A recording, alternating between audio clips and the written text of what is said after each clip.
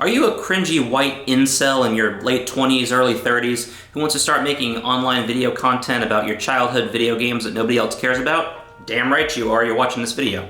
Well, in order to get there, you gotta have the right equipment for the job. And that means you gotta have one of these. Now, what is this thing that you might be asking? Well, it's a capture card. It's in the video title. I don't like repeating myself. But you have to have a capture card in order to capture your gameplay. It's imperative. You don't want to burden your PC with the added overhead of having to decode video, do you? No, of course not. You want to be able to record things externally, especially if you're capturing off of a console. You're going to want to have a capture card in your repertoire of equipment. It's just natural. Now you might be thinking to yourself, Trip, I don't want to spend $250 on the Elgato 4K, whatever the thing is that records at like 60 frames and it costs as much as like a GPU or something. Don't worry, you don't have to. We've made a lot of advancements in the years in terms of capture cards, and they have gotten shockingly affordable. This little specimen today I'm going to be showing you only costs $7 on eBay, and there are many of these out there. So let's go ahead and talk about not just what a capture card is, but also why they're able to be so cheap and why an Elgato one might not be the best choice for you depending on what you want to do. Let's get into it. So let's start off with probably the big question here. What is a capture card exactly? Well, simply put, it's just a video encoding chip. So essentially how this works at a fundamental level for every capture card is on one side, you're going to have a video input coming from something like a graphics card or your TV or something like that. And then you're going to have an output that goes to a computer or something that can record it, that's capable of recording the video.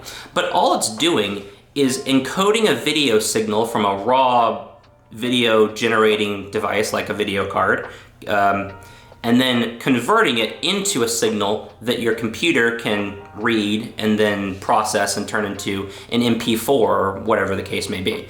That's essentially all this is it's just a form of video encoding. Now, for many people, they like to do it in software. It's the same kind of algorithm that something like OBS uses. It just does it in software. Now, the problem with that is that it adds a lot of overhead and complexity that can bog down your hardware, especially when you're trying to play very demanding games. That's why people spring for this. This is an external hardware option that does not add any overhead to your system, which is pretty cool. But it's a pretty simple device when you get into it. This technology has been around for a very long time. Do you remember those DVRs in like the early 2000s where like when you're at work you can hit record and it'll record your TV shows and put them on a hard drive and you can access them later? That's essentially what this is doing, basically. This is a very antiquated technology that's been around for a long time, but still very useful. So that's the gist of it. So that kind of leads us into the next question, which is, how is this $7 and yet Elgato is asking $250 for theirs? Well, not all capture cards are necessarily created equal, right? So Elgato has some more robust options that can record at much higher resolutions and frame rates, so like 4K at 60 frames a second, whereas this one is actually limited to 1080p 30 frames a second. So it's a much weaker chip, whereas Elgato's is going to be a lot more robust and a lot more performant. Also, Elgato has a lot more effective cooling systems for their cards than this one, as well as more complicated interfaces. You might notice some of the higher end ones from Elgato actually plug into the PCI Express slot on your motherboard, whereas this one just uses a standard, I think, USB 2.0 connection. So those are things that add a lot of cost. But more than anything, Elgato also has a very big software lineup that goes along with their capture cards. And, you know, software costs time and money to develop, and that has to be reflected in their products. So there's a lot more bells and whistles that comes with it, and that's why you start to see those really large price deltas. So not all capture cards are created equal, even though they are all fundamentally doing the same thing, which is encoding a raw video signal into a readable one that you can record. So that's how they work. So I think for how small this thing is, I think what would be interesting is to take it apart for a second and see what we're working with.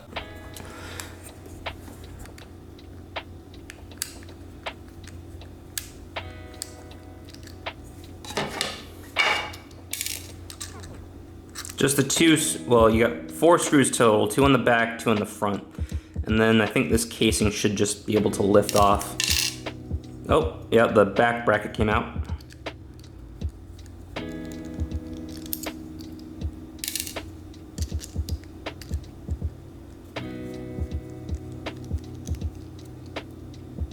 All right, and then this whole assembly just comes out like that, and then we lost the front, but that's okay.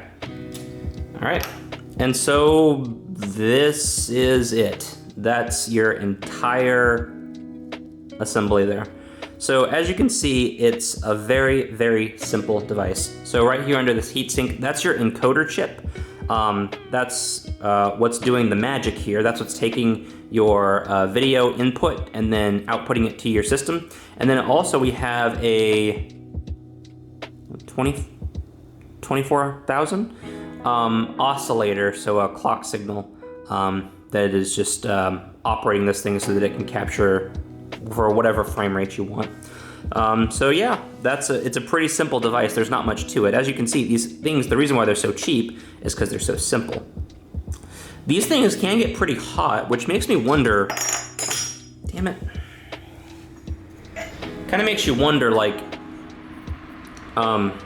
with how this is oriented, it'd be kind of cool if you could have a heatsink that was designed in such a way that you could actually use this metal housing. This is just like an aluminum housing to help cool the encoder chip when it gets too hot. That'd be kind of a neat idea, I think, but obviously you don't want to over-engineer such a simple product, of course.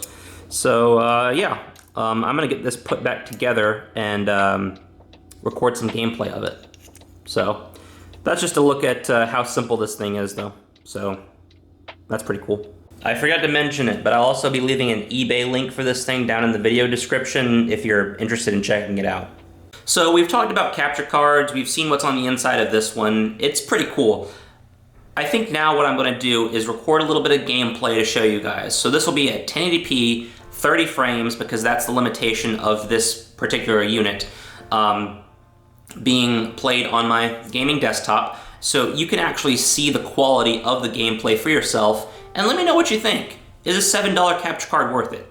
It's going to depend. If the gameplay looks good to you, there's your answer.